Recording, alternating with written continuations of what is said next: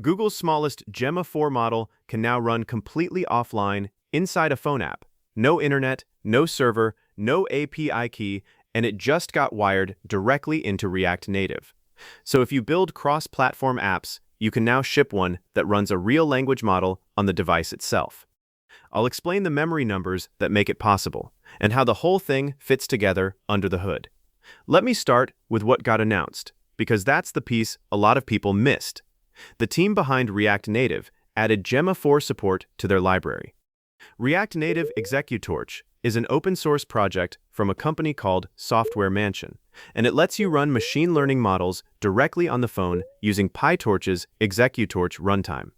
The repo has been around for a while and already supported models like Llama 3.2, Qwen, and Phi. But the Gemma 4 edition matters more because this is the first time you get Google's vision and audio model running on device through a clean React hook. And they showed it off with a demo where the model looks at a flyer, reads the text off it, and then creates a calendar event from what it saw. All of that runs 100% on the phone with no connection. Before the how, let me cover what Gemma 4 even is, since the model itself is the interesting part. Google DeepMind released Gemma 4 in their open weight family, which means you can download the weights, look inside, change them, fine-tune them, and run them on hardware you own. And this time, they shipped it under the Apache 2.0 license, which is a bigger deal than it sounds. Earlier Gemma versions had a custom Google license with restrictions. Apache 2.0 is the standard permissive license, so you can use it commercially, ship it in a product, and not worry about the fine print. That change alone pulled in a lot of developers who had skipped the earlier ones. The family comes in a few sizes, and the naming is worth understanding. There's E2B, E4B, 12B, 26B, and 31B.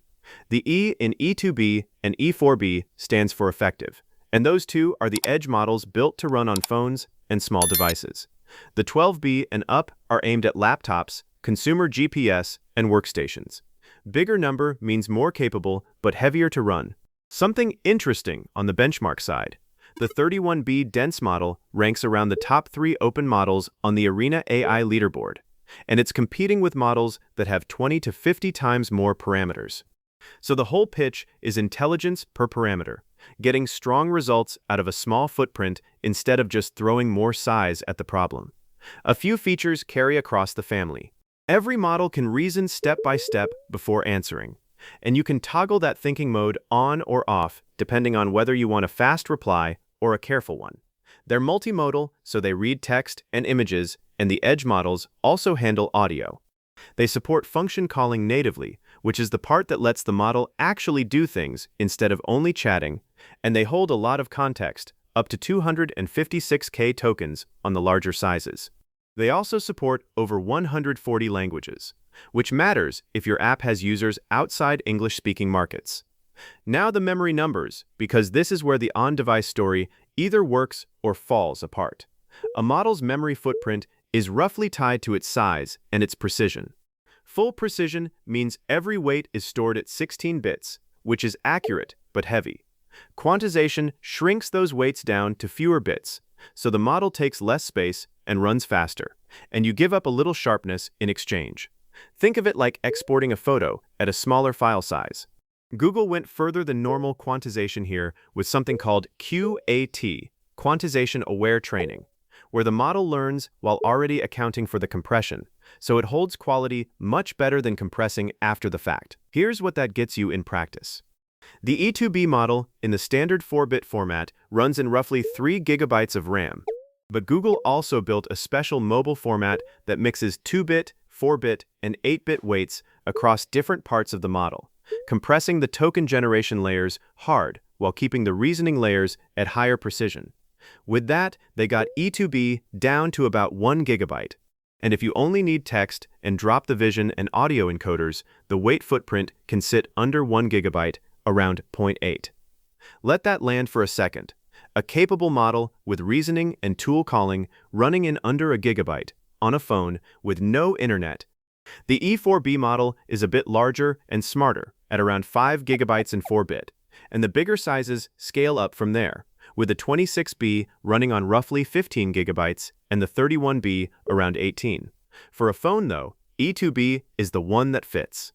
Let me get into how developers actually drop this into an app, because it's simpler than you'd expect.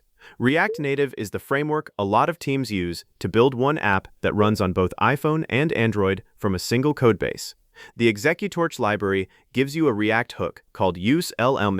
You import it, point it at the Gemma 4 model, and the hook handles fetching the model, loading it into memory, and giving you back an object you work with. You can watch the download progress, check when it's ready, and catch errors if something goes wrong. To send a message, you just call a function with your chat, and the response streams back token by token so you can show text appearing live. Under the hood, the reason it runs fast is hardware acceleration. On Android, it uses the Vulkan delegate, and on Apple Silicon, it uses the MLX delegate. Both let the phone's own GPU and chip do the heavy math instead of grinding through the CPU. You don't have to think about those names much, but that's what keeps generation smooth.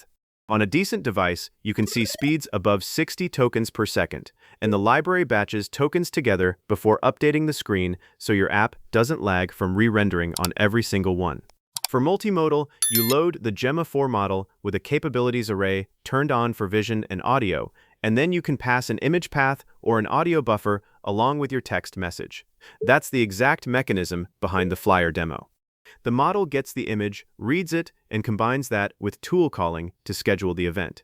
And tool calling is worth explaining, since it's what makes an on-device model useful instead of just a chatbot.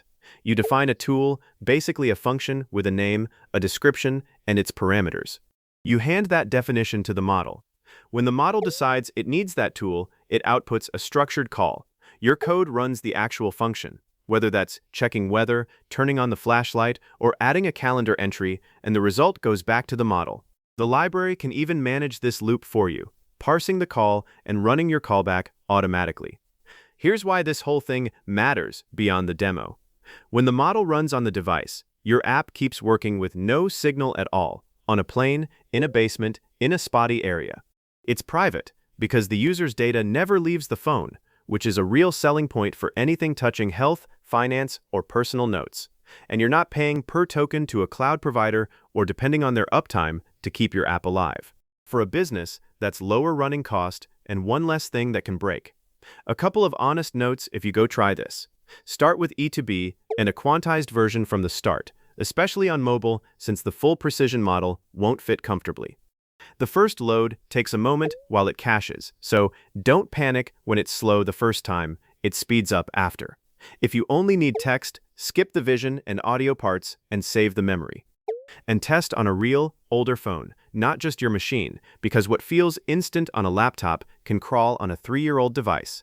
Right now, Gemma 4's E2B is the size wired into the ExecuTorch library, with vision and audio. So that's your starting point if you want to build with this today. Alright, so that's it from the video, and I hope you enjoyed it. If you did, please like this video and subscribe to the channel, and I'll see you in the next video.